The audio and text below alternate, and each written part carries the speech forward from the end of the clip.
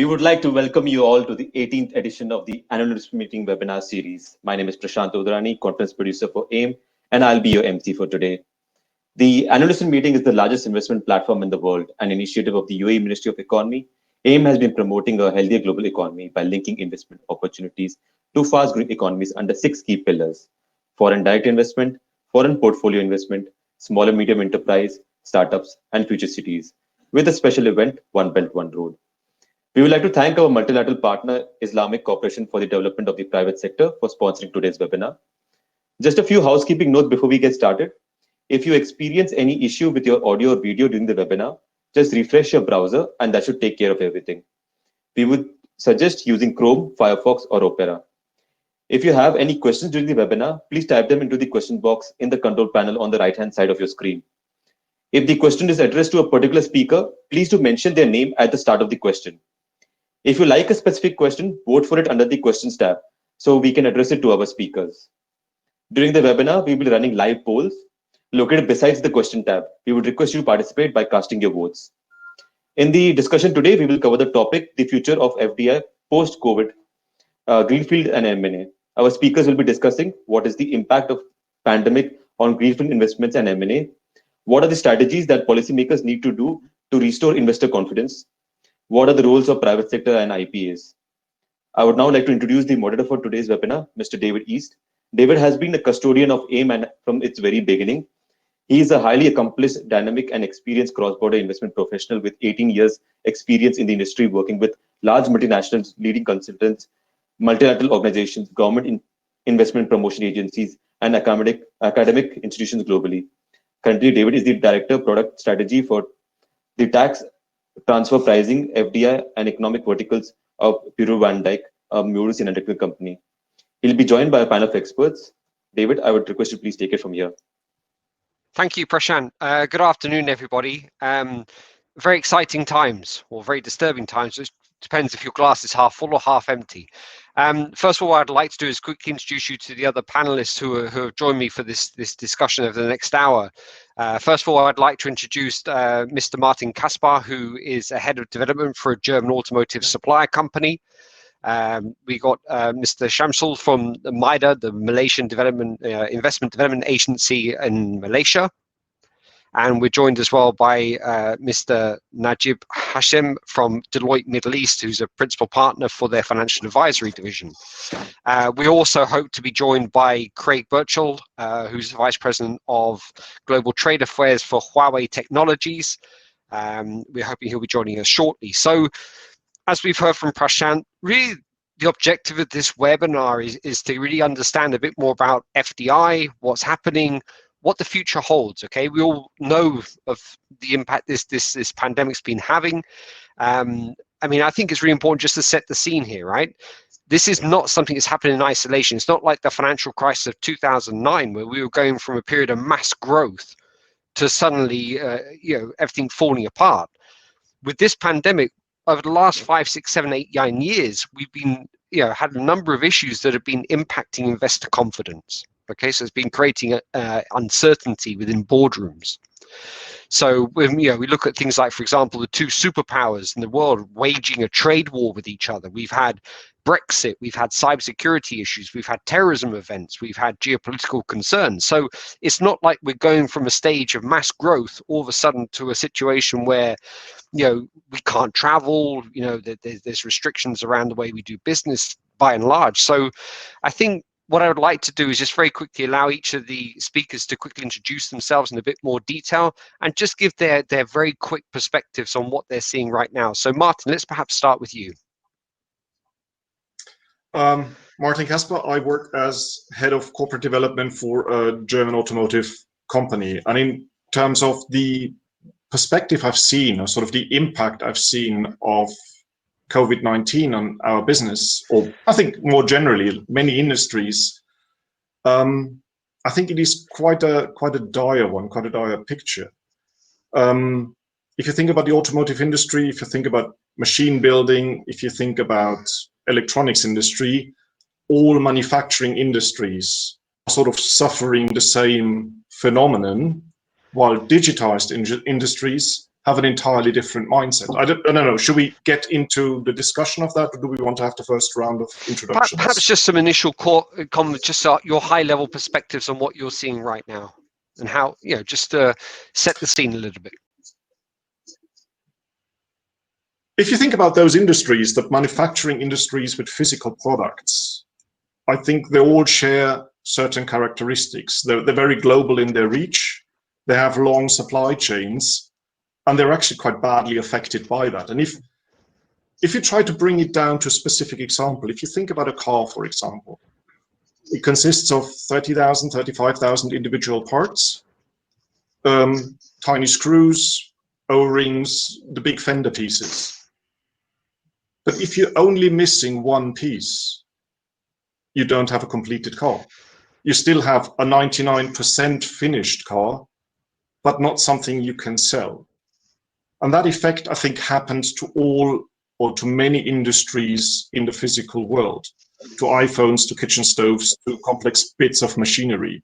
The breakdown of supply chains meant that factory capacity, that production capacity sat idle, that companies couldn't sell. And in terms of the impact I'm seeing from this COVID-19 crisis we're experiencing is that corporate managers look very carefully around the world, around various industries, at their processes and start to wonder whether the savings they generate with long supply chains are actually worth the risk of running another production stoppage. So in terms of your question, what do I see as the impact? I think it is a concern, it is a worry of managers about how supply chains operate. And I see quite a lot of readiness to change the system under which they're operating. Sure. Interesting. I mean, I think you touched on some really good points there, and we can revisit those as we go through this discussion. Shamsul, perhaps it would be good if you can give us a bit of perspective from a government perspective, or in terms of what MIDA in particular has seen. Thank you, David. I run this investment promotion division. We are focusing on foreign investment into Malaysia. So as you all are aware that the government is working very hard, to come up from this pandemic. The MCO period was over. So now it's still MCO, but it is more relaxed MCO. Yeah. So I think from the beginning of MCO period, we have been working very hard, to support the business operation of our existing companies in Malaysia, those foreign companies operating in Malaysia, as well as local companies in the producing the essential goods, and also those that are supporting those companies, the bigger operations. So as far as the government is doing, we are providing those supports in the form of stimulus package, and also recently the government has announced these recent measures, to support businesses to basically handle their issues, cash flows issues, and also employment for them to employees to go to work, for example, and some other support that they need, for them to stay in operation. When it comes to new investments, I think in the recent support measures that we announced, this is another way of us trying to attract more interest from new companies to come in Malaysia. But these are in terms of time frame, this is given for about 1 year for them to consider looking at Malaysia. And we are trying to take the opportunities from the supply chain disruption that is happening worldwide. So we think that Malaysia is one of the countries that can host some of these projects in our country for the region. Fantastic. Good. Najib, From an M&A, but we haven't really touched on M&A yet. And I think, I mean, just to give everyone a bit of backdrop, you know, if we compare this period right now, so 1st of February to maybe 15th of May, 2020 against the same period the previous year, we know that Greenfield, for example, by project numbers is down roughly 48%. We know that CapEx is down a similar amount, or capital expenditure. When we look at M&A, it doesn't seem to be as significant a dip. And part of that is because we're still seeing big deals being happening during this period. So, for example, ThyssenKrupp and the elevator division, that deal went through with, the sale went through for about $18 billion. So we're not seeing such a big impact on deal value. But just very quickly, I mean, what's your perspective from what you're seeing? Yeah, you're absolutely right. I mean, if we look, say, at our workload as a professional services firm over the last 3 to 4 months, people have been extremely busy despite working remotely. The nature of the work has shifted a little bit, so we are seeing softness in conventional due diligence, people that might be looking to do new deals. But there's a lot of interest in what I would characterize as distressed M&A. Investors that are looking to take advantage of opportunities as a result of companies coming under a little bit of pressure, and a lot of organizations that are, because of cash and working capital and liquidity pressure, entering into discussions with their lenders, with their investors around restructuring their financial portfolio. So in some cases, it's prompting people to revisit the structure of their industry and to see whether, as a result of this crisis, this is an opportune moment to consolidate, to take out capacity, to do integrations that are driven by a strategic rationale where the pressure to move that transaction forward comes from the fact that this industry is ripe for restructuring, but historically nobody had the courage to move forward, whereas now they are being pressured because of lack of cash or by their lenders to do something about consolidating the industry, taking costs out, and putting it on a better footing. Interesting. No, that's a really good bit of background. I think that leads nicely into some of the questions that we can maybe cover later on through the discussion.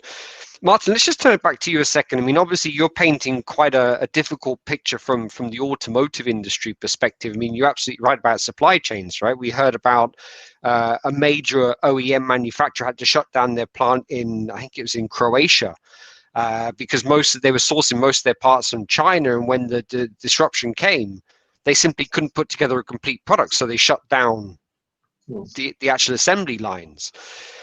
What I mean, in terms of the future, you briefly touched upon supply chain and the need to shorten those. What are the other kind of key trends that you see happening within your industry? Just want to get a sense from you in terms of where do you see the industry going over the next 12 to 24 months? Again, I think it is not just purely an automotive industry phenomenon we are talking about. I think this is a wider issue when it comes to manufacturing. And what I would see is a massive shortening of supply chains. I think manufacturing companies will aim to de-risk their supply chains. They will aim to make them less complex, more resilient. And that is on account of that breakdown, sort of bringing home quite vigorously how dependent we have become on many of those factors. And the point why I'm so strong on this, and why it's sort of, despite the fact that it's probably slightly contentious, because I hear very often in various debates, okay, we've seen that with Fukushima, that happened as well. We had a global breakdown of supply chains. Fukushima, half a year after that, everyone went back to normal. No problem. We'll manage to do that again. And I do think that it is different this time, because it is not just a single issue. It's not just COVID-19 we are experiencing, but it's the confluence of many different factors that are sort of plaguing us. Even before COVID-19 sort of exploded into our world, we had sort of slight difficulties in terms of globalization. And you mentioned that in your introduction, rising levels of protectionism. We have this vicious trade war between China and the US, which makes it quite difficult. If you think about all those rules being put in place in terms of import, in terms of investment, how many M&A deals, how many FDI deals have been stopped on account of national security concerns? If you look at the statistics, NTBs, non-tariff barriers, there are many aspects which make international business quite difficult for companies. And that is why I find sort of the existence of IPAs and the role of IPAs so enormously important, because they are sort of that bridge that can help to bridge that slightly more difficult situation we are in at the moment. And the second bit, and maybe the more important bit, is I would argue in terms of manufacturing, the system doesn't really quite work anymore as it was originally intended. In the 1990s, everyone went to China and to Bangladesh because of the low labor cost. But those labor cost differentials are sort of getting smaller. In the coastal regions of China, you have annual wage hikes of 10, 15%. To a certain extent, that is true for other East Asian companies, not to that extent, but I mean, overall, the cost competitiveness is shrinking. And at the same time, in Europe, in the US, we have the introduction of robotization, we have automation. The whole smart manufacturing aspect is making the labor cost element in manufacturing costs far less important. So there is a massively changing system in that respect. And I think this will lead to a reconfiguration of how we do business on account of new technologies, on account of the political landscape. And I think there is a real important role for IPAs to sort of play the go-betweens in that new world. Interesting. No, I think you've touched on some really good points there. I mean, I had a question asked of me the other day. I hope everyone can still hear me. It seems to I've got a problem with my connection. Yeah. So someone was asking me the other day, is global.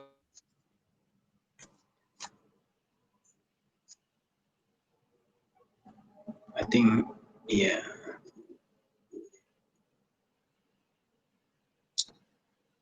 Oops. I think we lost David. Yeah, we lost David.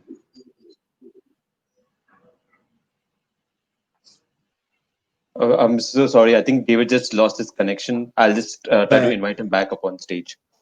Just give me 1 second. Sure.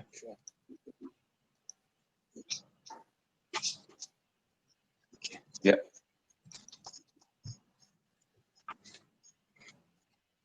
The 21st century, where your connection seems to come and go whenever it suits you. Anyway, just going back to the question there, I was asked the other day, is globalization dead?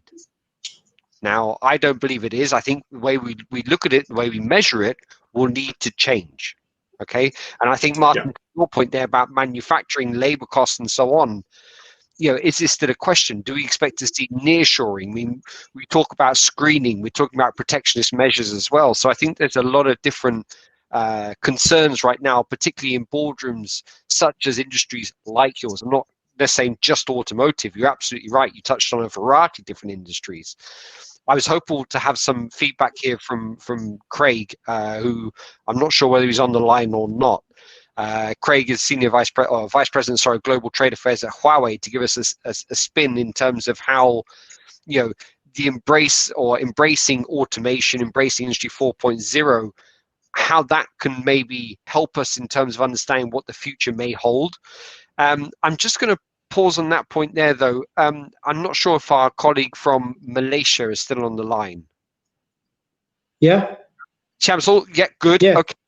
So Shamsul, let me throw this one to you. I mean, look, I think Martin made a really good point there in terms of, Malaysia's been a very successful nation in terms of its transition through master plans from the 1960s through to what it is today. You know, you had the Seven Samurai in the 1960s, 70s, and so on. Yeah. Advanced manufacturing is something where Malaysia's traditionally been pretty strong. Now, Martin raised a good point during his intro points there, where he mentioned in terms of the labor cost differentials disappearing. What are Malaysia doing to tackle this? I mean, you know, you mentioned that you got stimulus packages in place. How are you tackling this? What's Maida's perspective on this? Okay, well, before this pre-COVID, I mean, before this COVID pandemic, right? In 2018, we announced, we launched this industry forward blueprint. Yeah?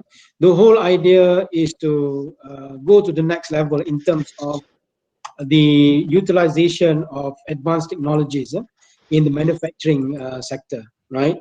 So we know that low cost, competing in winning projects based on low cost is not enough, right, for us. We need to employ these new technologies, for example. And for Malaysia, we are no longer low cost countries.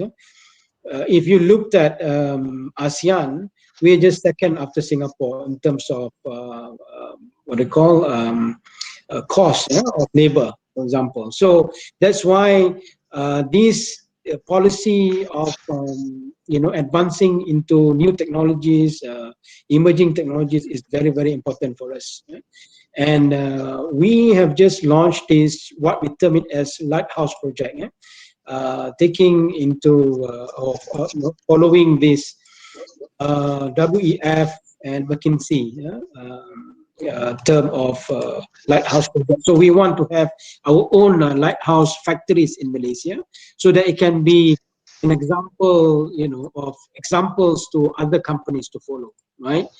So with this, what I call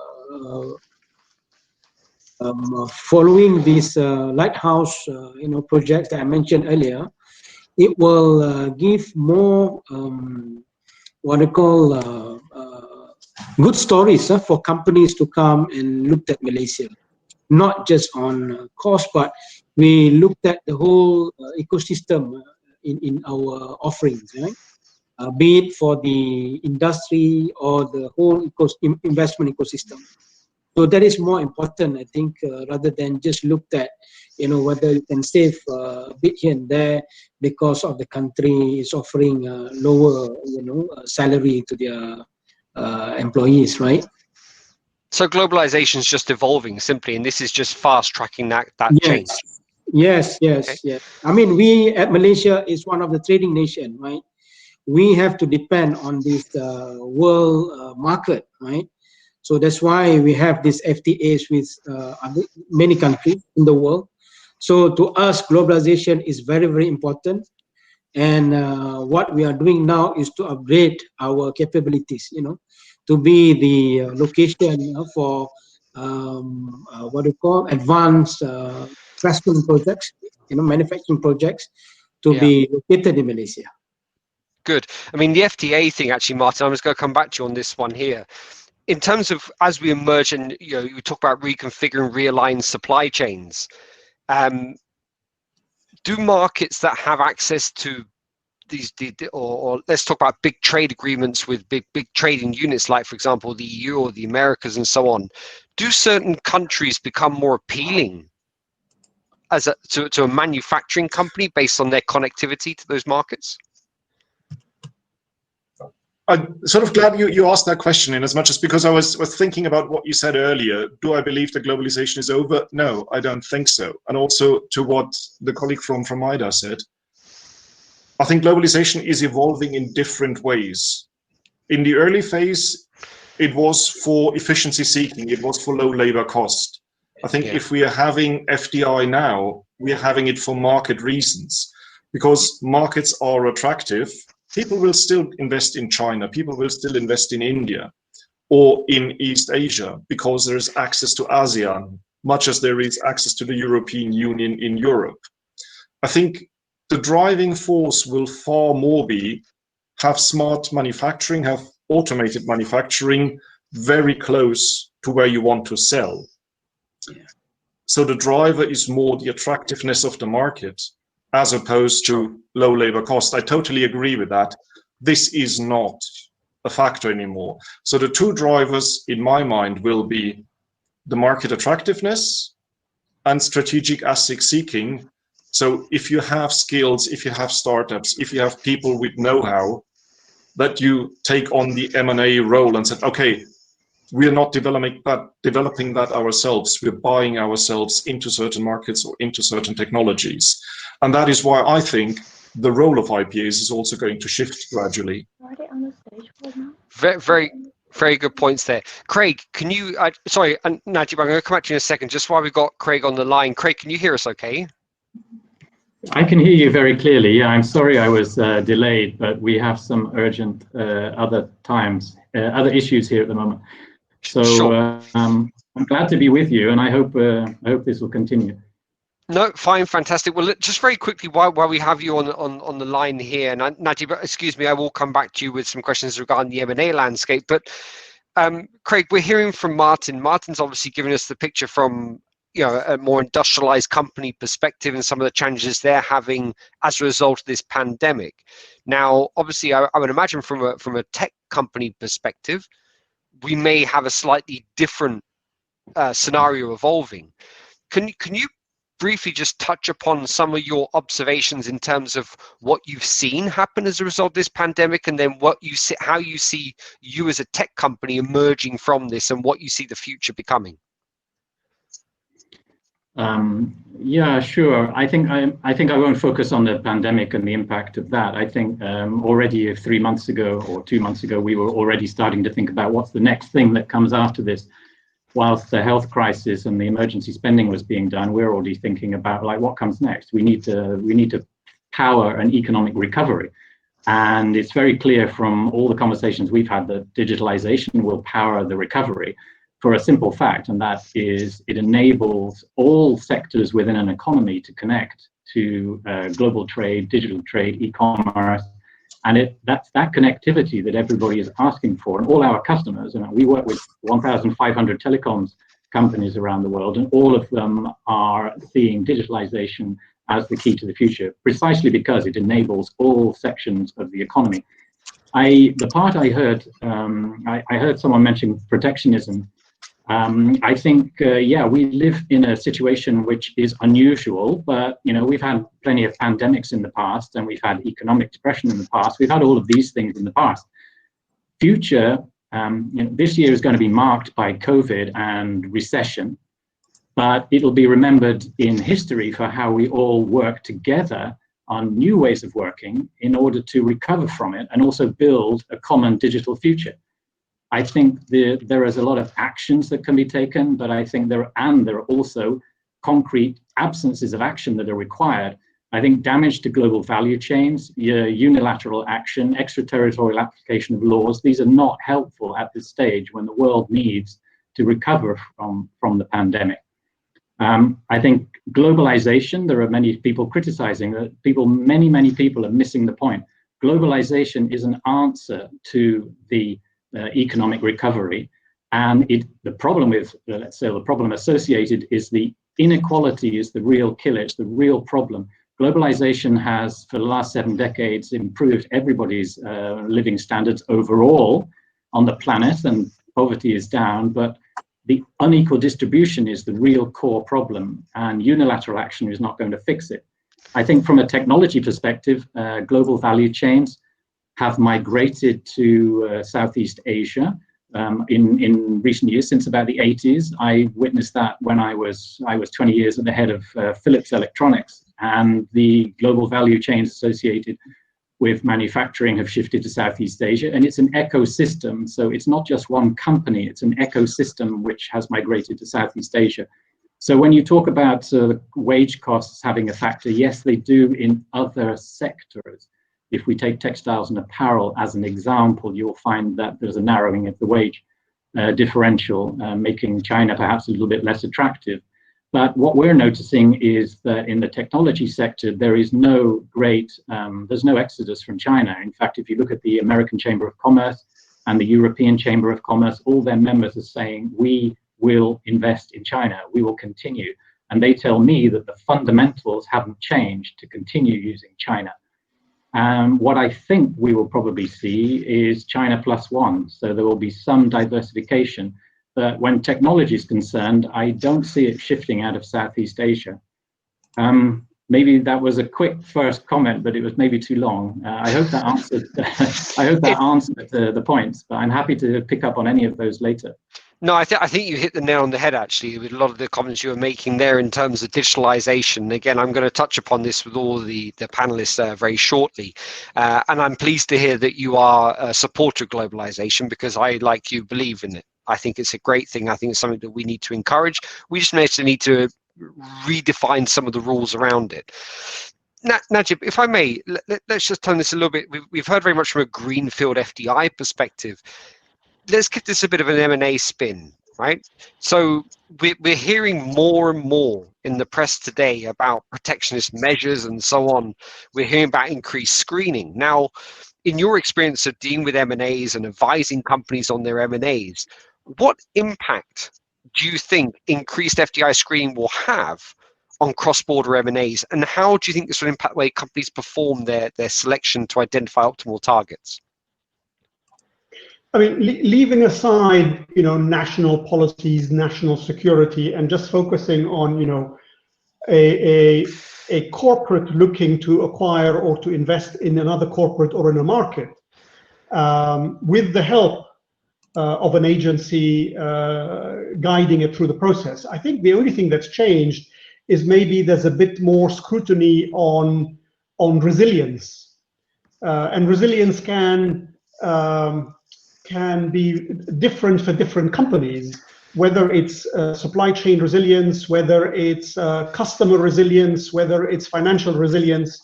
So I think the recognition that we need to test and to identify risks a little bit better and to quantify what would happen in scenario A or B, which perhaps people haven't considered in the past, will be something that the directors and the investors will be asking increasingly. The other thing people might also be saying is, we are investing in a country, we are also investing in a company. Values of that company resonate with us. It may be that for political reasons, a country may become less favorable for a period of time. That is a short-term political decision. Longer term, do we see eye to eye with our future partners, with our future customers, and to that extent, aligning on values, aligning on policies that matter, I think will also become a little bit more relevant in this day and age. And just, I mean, on that note here, and bear in mind who most of the audience come from, the investment promotion background, I'm keen to get your insight in terms of what you believe the role of an IPA could be within this M&A process. I mean, obviously, you're having to do your work looking at identifying the risks and quantifying those and so on. But what can a government do? I mean, Shamsu, I'll come to you in a second, but I'm really keen to get your kind of view on this, because traditionally IPAs have always had a bit of a stand backish kind of, government, it's not really for us. What's your take on this? How do you think they should be getting involved in the M&A space? I mean, if I look at the Middle East, which is where I'm based these days, all of the governments in the region have set out their strategic plan for 2025, 2030, and are extremely keen in attracting foreign direct investment into their markets, in making their markets, in opening up their markets, in showing that their customers are attractive customers to pursue, in recognizing that today maybe they're exporting crude, whereas they should be exporting value-added products. in today, a lot of their citizens may be traveling overseas for healthcare, or maybe traveling overseas for entertainment. Yet there's a lot of potential for investment in the country now that they've got a more educated population, to encourage investment in healthcare, in infrastructure, in entertainment, in basic transportation, trains, metros. There's a massive investment, as you know, with some of the regional airlines. And so rather than be buying complete airframes and air packages, why not invest in manufacturing parts of gas turbines, parts of engines? Perhaps it's a long shot to say we want all of the IP today, but you're not going to get there unless you start building a domestic capability that can invest in technology, in high tech, in assembly, in maintenance, in nearshoring. And so to the extent that the governments are keen to attract foreign direct investment, it's working with other government agencies to say, where can we find eye to eye, and how can we encourage those organizations that have what we seek around intellectual property, around knowledge, around capital, to come and invest in our markets. And we have attractive markets and attractive, educated populations that are looking for opportunities. Sure. Martin, just back at you a second here. So, I mean, you're in a difficult situation. I think you're very positive. I know you've known you for a number of years. I know you're trying to always have a very pragmatic approach to the future and so on. What role do you think IPAs what can they do right now to help industries like you? What would you say would be your kind of, guys, this is what we need, this is the support we need? I'm just keen to based on what I just heard from Najib, just hear from your perspective in your particular industry.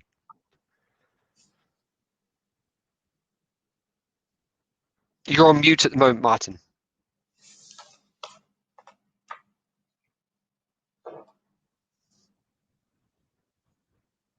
I think you're still on mute.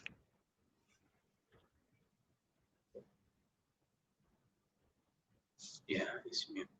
Okay, while we're waiting for Martin to solve that, what I'm going to do is just quickly turn it to Shamsul. Martin, I think there might be Prashant or someone from the organizing committee. Can you please help Martin with the mute issue? Because I think his insight now is really needed for this audience.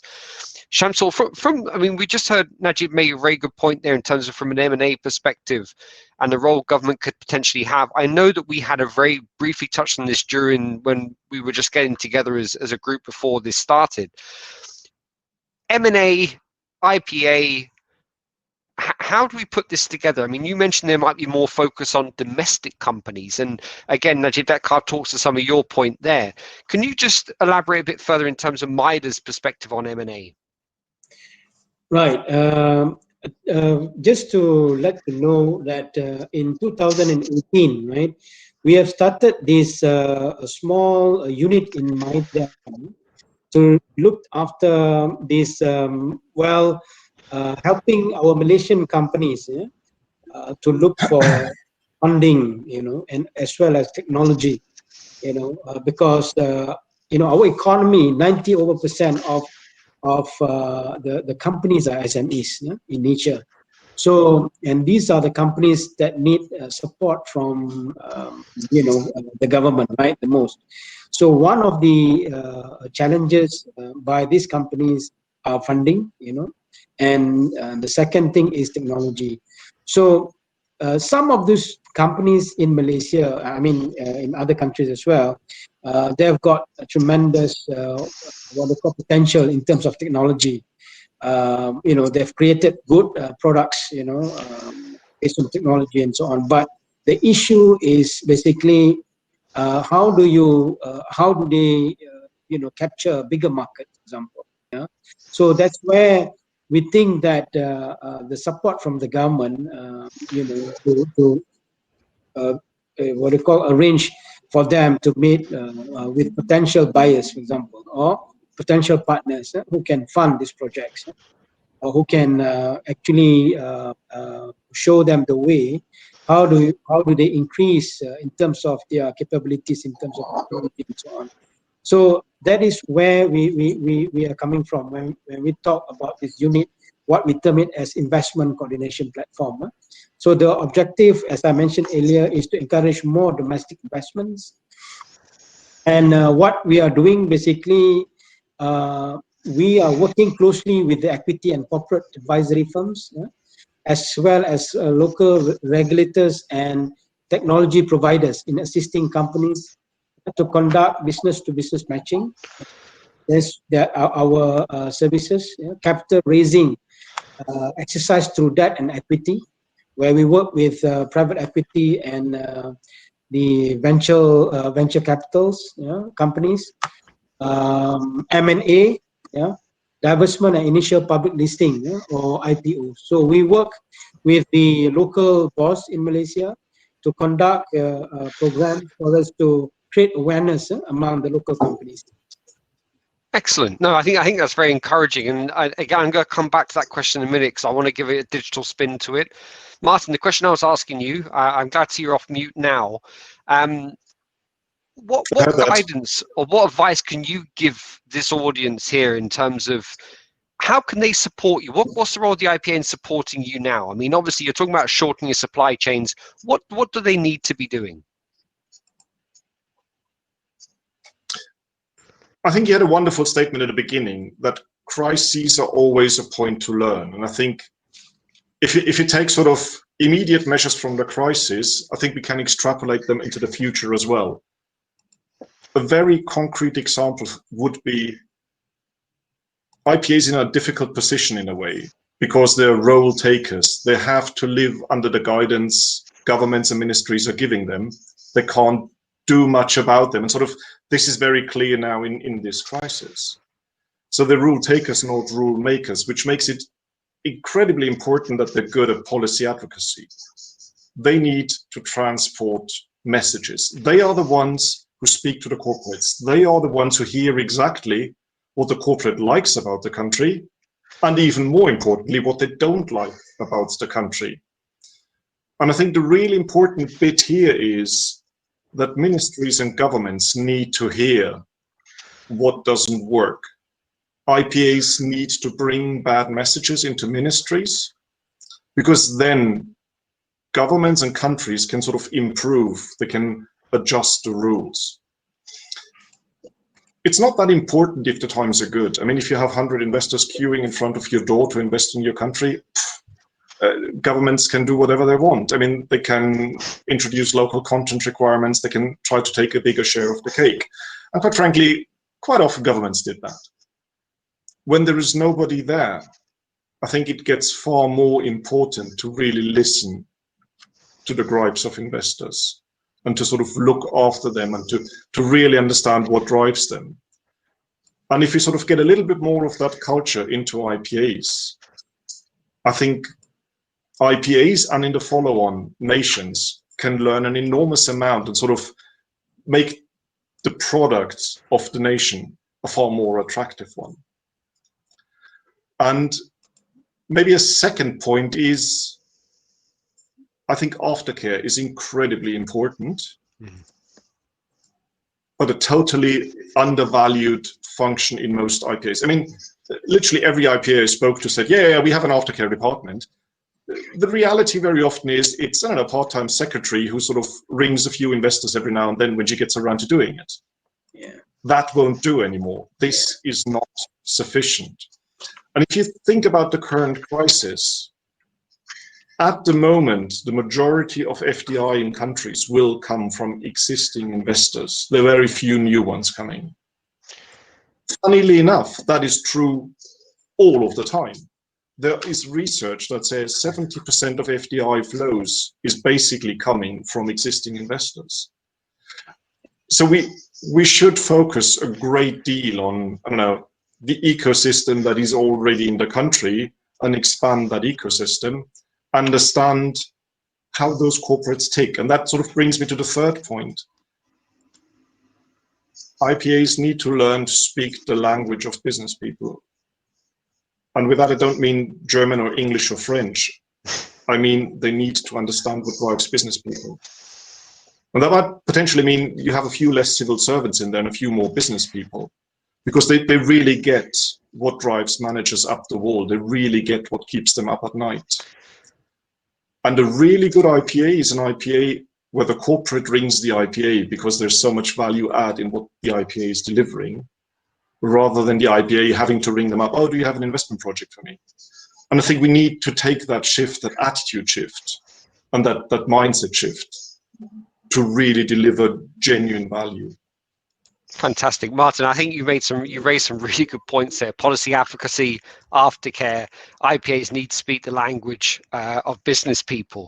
I mean, I think these are all really, really good points here. And Shamsul will come back to that in a second from a MIDA perspective, because I see you were nodding your head quite a bit there as Martin was reciting some of those points. I mean, we talked about digitalization and so on.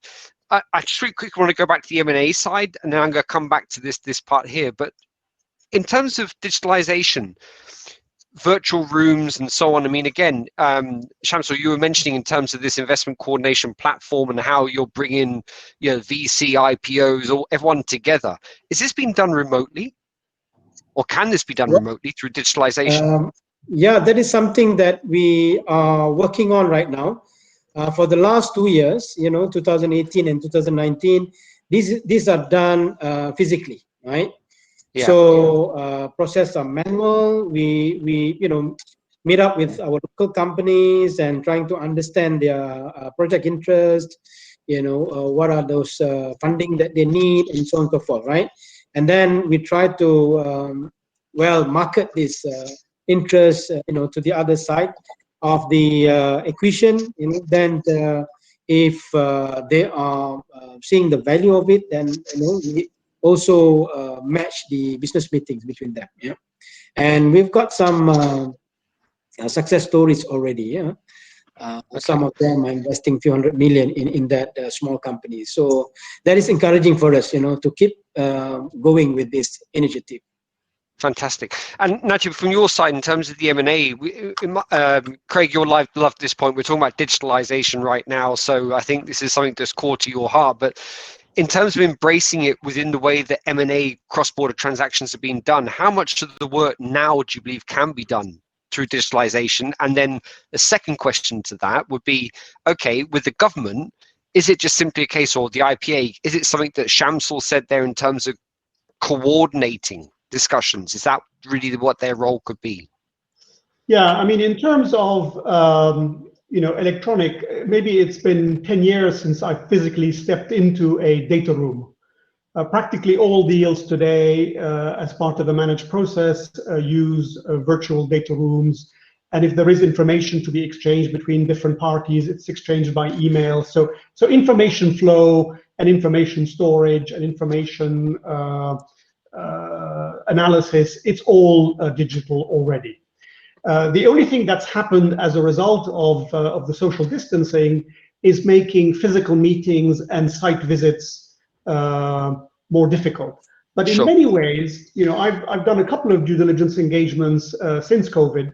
It's been interesting because in a couple of instances, we've been able to have direct one-on-one conversations with the management team in the same way that we are conversing now. And you're doing so in a much more personal setting. The person's inviting you into their home. We are discussing one-on-one as opposed to at the other end of the table. I have their full attention. If they're trying to raise capital, they have my full attention. If we need to bring in a subject matter expert because of a specific sector, I can invite a colleague from halfway around the world, and it can be just as effective because distance has no measure anymore. Whereas in the past, if we were sitting around the conference room trying to use a speakerphone, inviting somebody that wasn't part of that physical meeting, was awkward, subject to technology. Okay, we still have technology as some glitches, but basically we can be just as effective in performing the diligence work. Good. Now, to your other question, how can you market? That's a little bit more challenging. I think you need to have maybe already established a connection offline to make that marketing more effective online. It's very difficult to establish good working relationships with people that you don't know unless there's already a reason for connecting.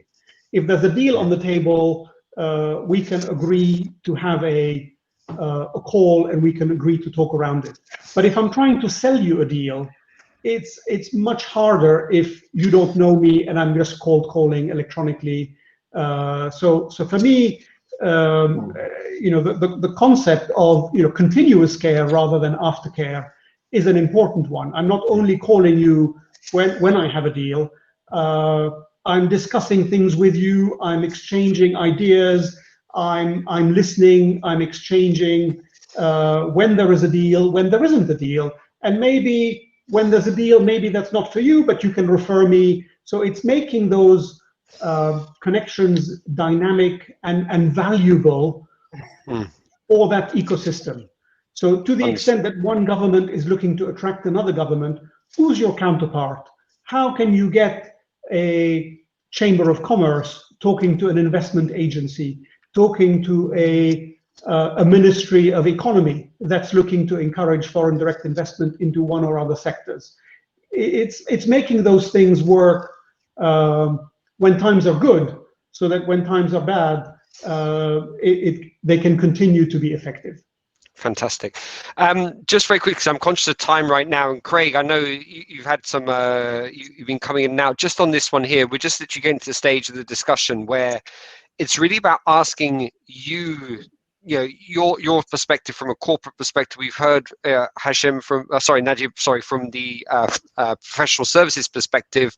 We've heard Shamsul from a government perspective, and we've heard from Martin from a more of a manufacturing perspective. What can be done?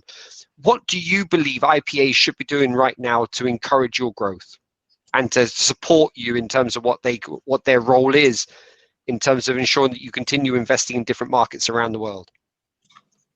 Yeah, I think the IPAs play a very important role, so I want to support and encourage them in all that they do. I think they should think about the whole ecosystem.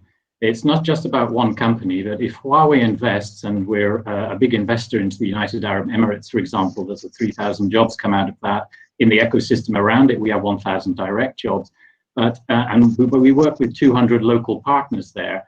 What we're also investing in a lot in UAE is in the digital skills, because let's remember, it's not just the infrastructure, but you need to bridge the digital divide so that people in all countries around the world have the ability to access to the internet. But more than that, we need to build up the skills. We run a program called Digital Seeds now, and the seeds of the future means people that are brought as students from the STEM, that's science, technology, etc. They are brought here, they study with us, they learn about China as well. And this is part of an upskilling progress. We've had 2,000 ICT talents in UAE in the last few years, and there are 8 ICT academies. The point I wanted to make is that IPAs can support in many different ways. Don't just focus on like a cash investment or a cash acquisition. It's important to grow logistics around the companies that come to invest. There's a whole ecosystem there. It's very important for the IPAs to be a conduit where they can be an interface between all businesses that come in. Huawei has a privileged position in the sense that we are a very experienced multinational. We're in many, many markets. We've experienced all the difficulties you could imagine, and we cope with all the difficulties that are faced on us because the company is very capable indeed. The people inside it are extremely clever. So the point I wanted to make is that big companies need helping, but the IPAs need to spend a lot of time with small and medium-sized enterprises as well, so that they can connect to those companies that are investing.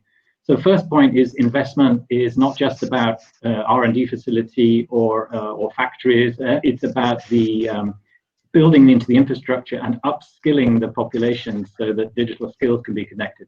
And as far as talking about what IPAs can also do, infrastructure is important. They're an interface. The companies should be allowed to get easily into the local business associations, encouraging and helping companies to integrate, and also aligning as far as possible standards and regulations that are domestic policy, align them as much as possible with international standards and norms, because if we work on global standards, it's much better for all sizes of companies, particularly smaller companies, because they don't have the resources that we have to do all the research.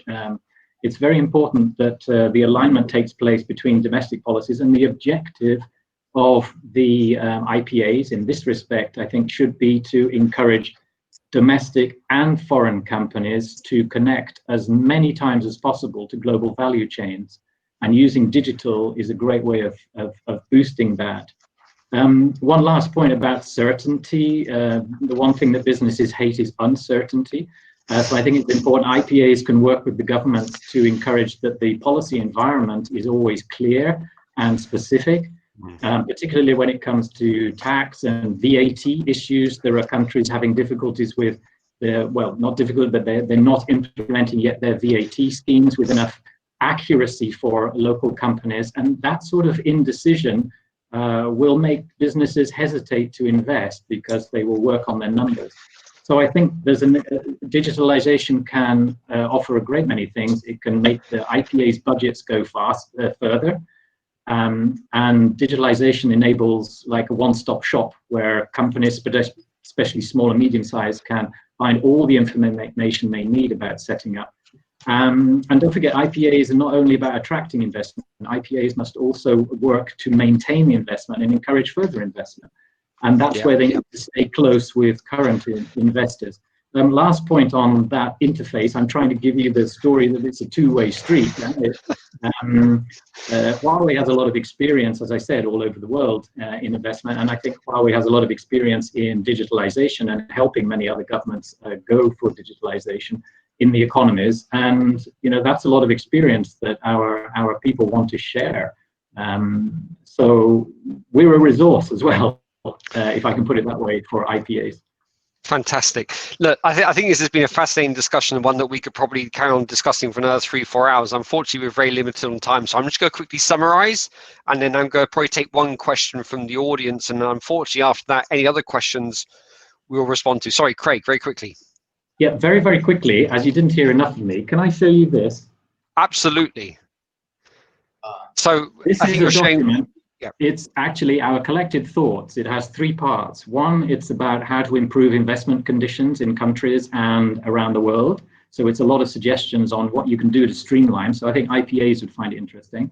Number 2, it's a description of some of our investments in many places around the world. And part 3, it talks about the importance of multilateral system and how important it is for us to cooperate globally through the big international organizations, because multilateral cooperation is the way we're going to come through this crisis. It's not about division and breaking global value chains. So I encourage multilateral cooperation. Thank you for the advert, letting me advertise that paper. No, you're welcome, Craig. We'll make sure that you can have access to it.